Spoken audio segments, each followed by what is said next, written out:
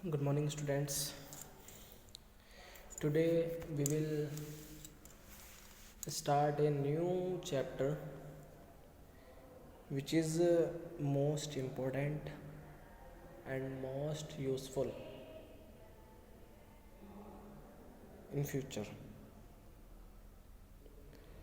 Uh, that is biotechnology, principle and process. आज के time में ये जो पूरा का पूरा सब्जेक्ट है एक ब्रॉड सब्जेक्ट बन चुका है. इसके अंदर जो टेक्निक्स हैं हम जो डे लाइफ में यूज़ करते हैं और इसकी जो ब्रांच है इस टाइम पे वो एट दैट टाइम बहुत ज़्यादा स्कोप में है. ठीक है.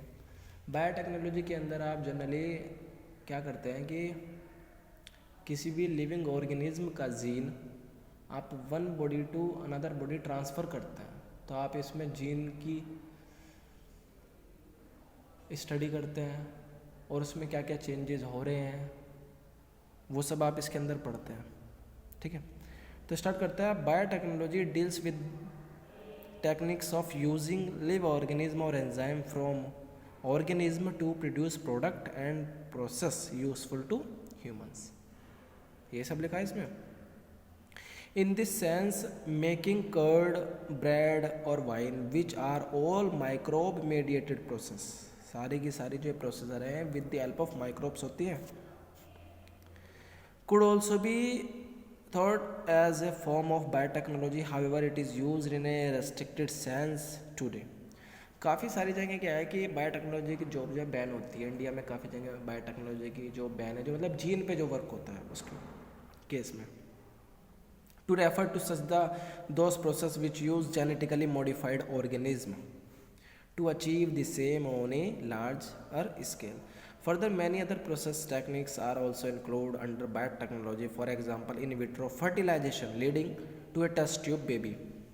ठीक है. आपको पता है कि टेस्ट ट्यूब बेबी के थ्रू ही आज जिनके बेबी नहीं हो पाते थे उनके टेस्ट ट्यूब बेबी की हेल्प से अब बेबी करा सकते हैं. तो आप देख सकते हैं कि इसका कितना यूज़ है हमारे डेली लाइफ में भी.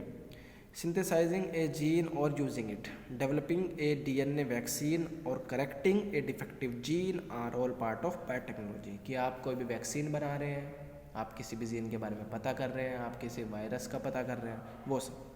The European federation of biotechnology EFB has given a definition of biotechnology that encompasses both traditional view or modern molecular biotechnology. The definition given by EFB is as follows: the integration of natural science and organism cells, parts thereof, and molecular analogues for product and services. ठीक है. ये आपके biotechnology की definition दी थी EFB ने. अब इसका principal क्या है? Among many the two core techniques that enabled birth of modern biotechnology are. First आपका जेनेटिक इंजीनियरिंग. तो आप इसमें क्या देख रहे हैं? इंजीनियरिंग भी है और जेनेटिक भी है. तो इसे ही जेनेटिक इंजीनियरिंग बोलते हैं. Technique to alter the chemistry of genetic material DNA and RNA to introduce these into host organism. Host वो होता है मतलब जिसके अंदर आप उसे इंटीग्रेट कर रहे हैं, आप उसे डाल रहे हैं. एंड दस change the phenotype of host organism. तो फिर होस्ट के फिनोटाइप में क्या क्या चेंजेस हो रहे हैं. Maintenance of sterile microbial contamination free ambience in chemical engineering process to enable growth of only the desired microbe eukaryotic cell in large quantities for the manufacture of biotechnologies product like antibiotics, vaccine, enzymes etc. तो इनके production में use होती है.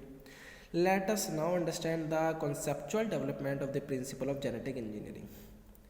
You probably appreciate the advantage of sexual reproduction over asexual reproduction.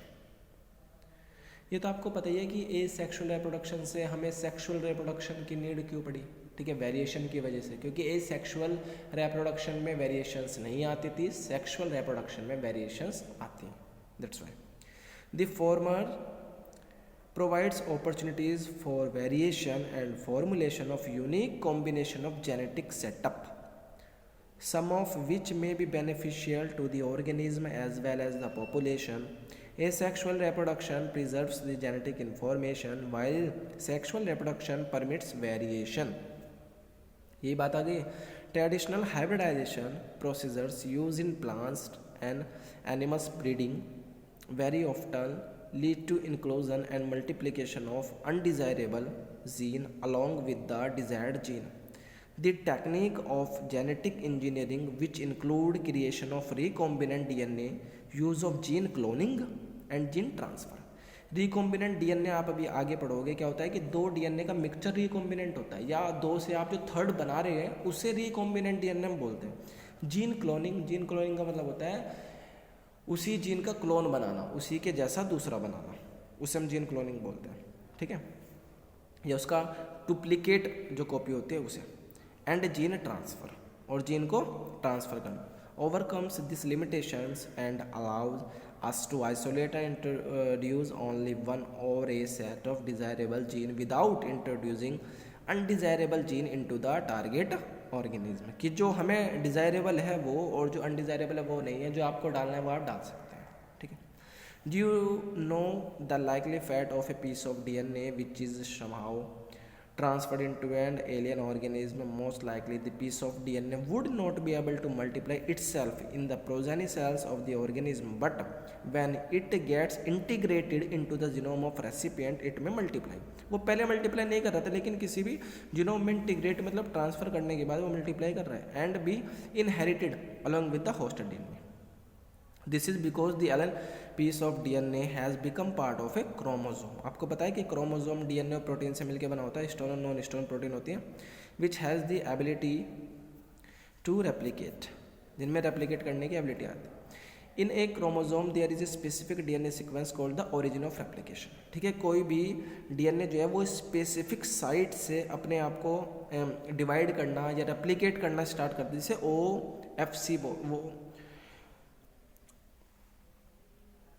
उसकी replication या origin of site बोलते हैं. ठीक है, which is responsible for initiating replication, जहाँ से रेप्लिकेशन स्टार्ट होता है. Therefore the multiplication of any alien piece of DNA in an organism it need to be a part of chromosome which has a specific sequence known as origin of replication. Thus, an alien DNA is linked with the origin of replication so that this alien piece of DNA can replicate and multiply itself in the host organism. This can also called cloning or making multiple identical copies of any template DNA. तो cloning में ये तो हो रहा है कि आप एक ही क्लोन की, जैसे फोटोकॉपी करते हैं हम कि उसी पेज की 10 कॉपी निकाल सकते हैं, क्लोनिंग में भी वही होता है. सेम प्रिंट आप उसमें निकाल रहे हैं, सेम कॉपी आप उसकी निकाल रहे हैं. Let us now focus on the first instance of construction of an artificial recombinant DNA molecule. The construction of first recombinant DNA emerged from the possibility of linking a gene encoding antibiotic resistance with a native plasmid autonomously replicating circular extra chromosomal DNA. Plasmid होता है आपका जो autonomously अपने आप से replicate कर जाता है और सर्कुलर फॉर्म में डीएनए होता है. Of salmonella typhimurium. Stanley Cohen and Herbert Boer accomplished this in 1972 by isolating the antibiotic resistance gene by cutting out a piece of DNA from a plasmid which has responsible for conferring antibiotic resistance, मतलब जो उसके against resistance show कर रहा था. The cutting of DNA at a specific location become possible with the discovery of so-called molecular scissor. ठीक है, वहाँ पे किसकी वही मोलिकुलर सीजर जिसे हम रेस्ट्रिक्शन एंजाइम होते हैं. रेस्ट्रिक्शन एंजाइम क्या करते हैं कि उसकी एक्टिविटी को रेस्ट्रिक्ट कर देते हैं. अभी आप दो तरह के पढ़ेंगे, एक्सोन्यूक्लियस और एंडोन्यूक्लियस, और इसमें पॉलीमरेज न्यूक्लियस, मतलब काफ़ी टाइप के आप रेस्ट्रिक्शन ऑफ एंजाइम पढ़ेंगे. The cut of DNA was then linked with the plasmid DNA. देखो यहाँ पे कट करने के लिए भी और लिंक करने के लिए भी. कट करने के लिए आपके पास या तो एक्सोन्यूक्लियस आएगा एंजाइम, वरना फिर एंडोन्यूक्लियस आएगा, और लिंक करने के लिए आपके पास लाइगेज आएगा, DNA ligase. These plasmid act as a vector. Vector क्या होता है कि जो किसी भी इंफॉर्मेशन को one place to another place transfer करता है. These plasmid DNA act as vector to transfer the piece of DNA attached to it. You probably know that mosquito act as an insect vector to transfer the malarial parasite into human body, जैसे malaria करता है. In the same way, plasmid can be used as vector to deliver an alien piece of DNA into the host organism. The linking of antibiotic resistant gene with the plasmid vector become possible with the enzyme DNA ligase, ठीक है, which acts on cut DNA molecule and join their ends, जो उसे जोड़ने का काम करता है DNA ligase.